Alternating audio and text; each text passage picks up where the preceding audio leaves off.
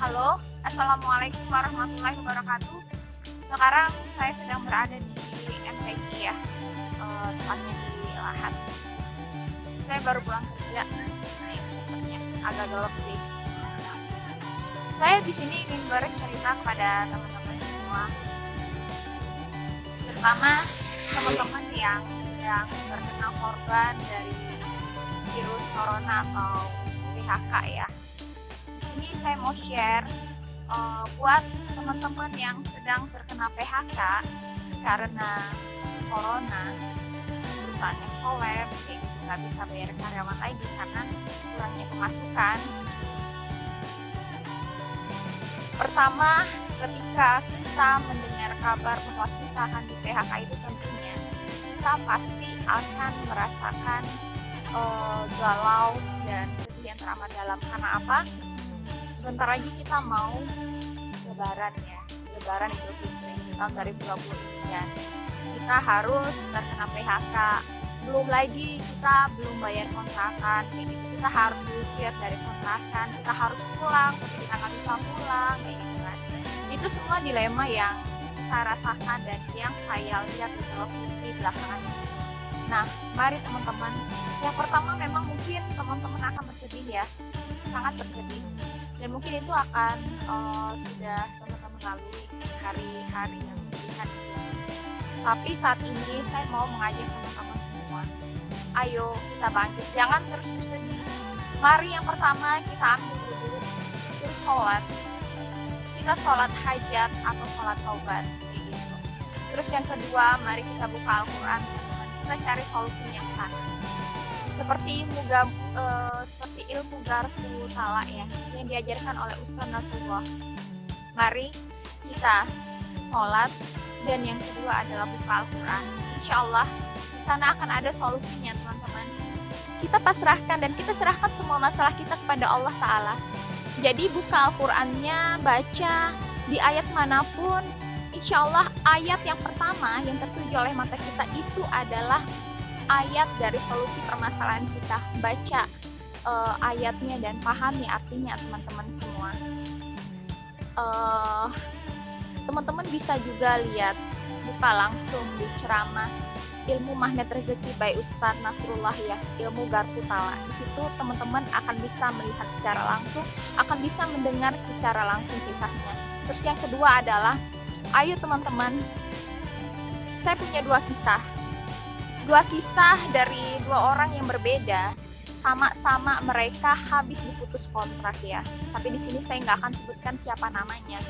Nah, di sini saya akan kasih tahu pada teman-teman semua.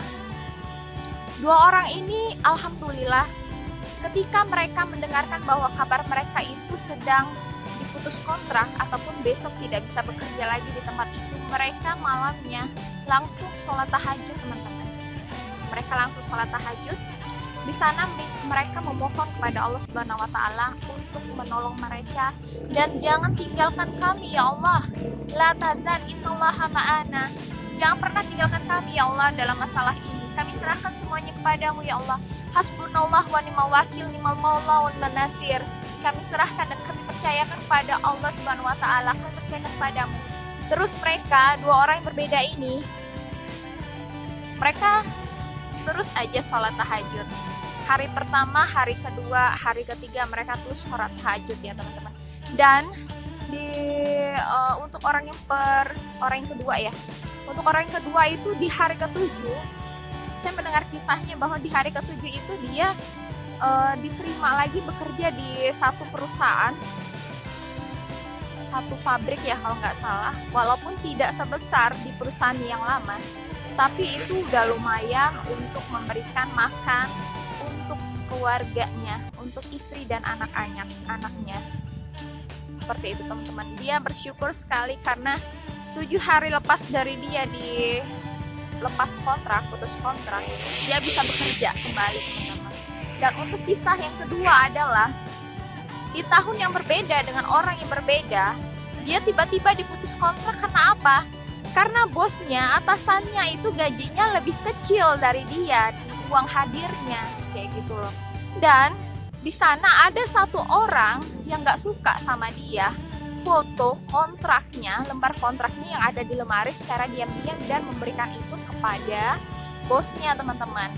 Nah, di sini dia dibilang kalau kerjanya nggak becus semuanya, teman-teman, untuk mengeluarkan dia dari perusahaan tersebut. Dan akhirnya dia diputus kontrak saat itu juga, teman-teman. Kira-kira dia baru menjalani kontrak 1 bulan ya.